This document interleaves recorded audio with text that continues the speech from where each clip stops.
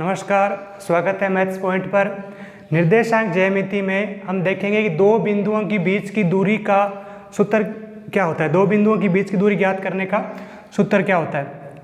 जैसे एक बिंदु लिया है P जिसका निर्देशांक है x1, y1, दूसरा बिंदु लिया है Q जिसके निर्देशांक है x2, y2। इन दोनों बिंदुओं के बीच की दूरी ज्ञात करने का सूत्र लिखेंगे क्या होता है।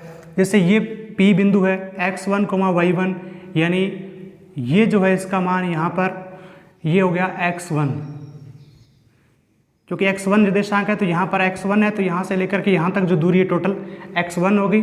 y1 का मतलब इसका जो y का निर्देशांक है वो y1 है, यानी ये जो दूरी है ये y1 है।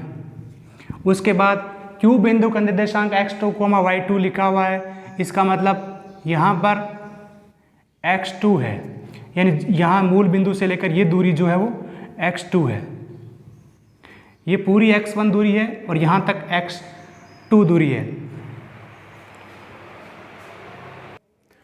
और y का निर्देशांक y2 है, तो यहाँ पर y का मान इसके सामने हो जाएगा y2, यानी ये पूरी दूरी जो है y2 है।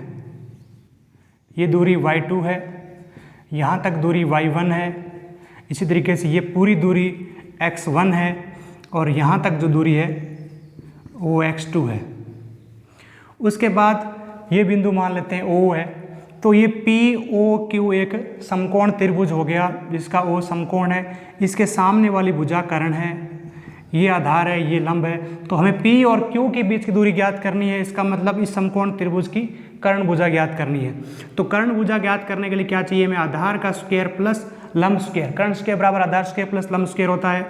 तो ये जो दूरी कितनी होगी P से O दूरी कितनी होगी, क्योंकि ये टोटल जो है वो x1 है और यहाँ तक x2 है, तो टोटल x1 में से x2 घटा देंगे तो ये दूरी बचेगी।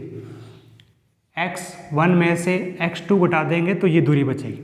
उसके बाद इसी तरीके से हमें ये लंब चाहिए, तो ये दूरी ज्ञात करने के लिए पूरी इस दूरी में यहाँ से लेकर यहाँ तक दूरी में ये घटानी है OQ ज्ञात करने के लिए।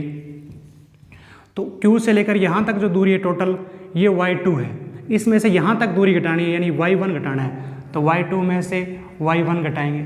अब कर्ण इस समकोण त्रिभुज POQ में बोधायन प्रमेय या पाइथागोरस प्रमेय लगाने पर क्या होती है कि कर्ण स्क्वायर बराबर आधार स्क्वायर प्लस लंब स्क्वायर। तो कर्ण ये भुजा होगी PQ, जो जिसकी दूरी हम ज्ञात कर रहे हैं, दो बिंदुओं के बीच की दूरी। ये आधार हो गया O से P, जो हमने निकाला है x1 माइनस x2 का होल स्क्वायर, प्लस लंब हो गया यहाँ पर ये O से Q, जो हमने लिखा है y2 माइनस y1 का होल स्क्वायर। अब PQ के बीच दूरी ज्ञात करनी है, तो दोनों का वर्गमूल लेंगे। P स्क्वायर का वर्गमूल PQ हो जाएगा और इधर इसका वर्गमूल अंडर के अंदर आ जाएगा x1 माइनस x2 का whole square plus y2 minus y1 का होल स्क्वायर लिखो, या y1 माइनस y2 का होल स्क्वायर लिखो, दोनों बराबर होते हैं। तो मैंने लिख दिया y1 माइनस y2 का होल स्क्वायर। तो दो बिंदुओं के बीच की दूरी ज्ञात करनी होगी, तब हम ये सूत्र लगाएंगे x1 माइनस x2 का whole square plus y1 minus y2 का होल स्क्वायर, और अंडर के अंदर इनका वर्गमूल निकालेंगे तो दो बिंदुओं के बीच की दूरी आ जाएगी। धन्यवाद।